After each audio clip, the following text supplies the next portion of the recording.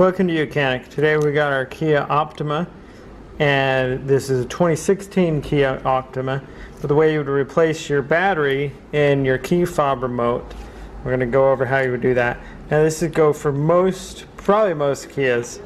But what you got to do is you take a screwdriver and just twist it while it's in there, and that gives you access to the battery. Now if you just push on the battery, pull it to the one side, just want to get a little pick or something in there to be able to get it out the rest of the way. Just pry it out, and there you go. And then go to the store, or if you got the battery, go ahead and get the right battery, and you'll just do it in reverse order. Just push it so the tab's in, take your finger, you can push it down and lock it up like that, and then just take the cover and just snap it all back together, and then go ahead and test it, make sure it locks and unlocks like you would like it to.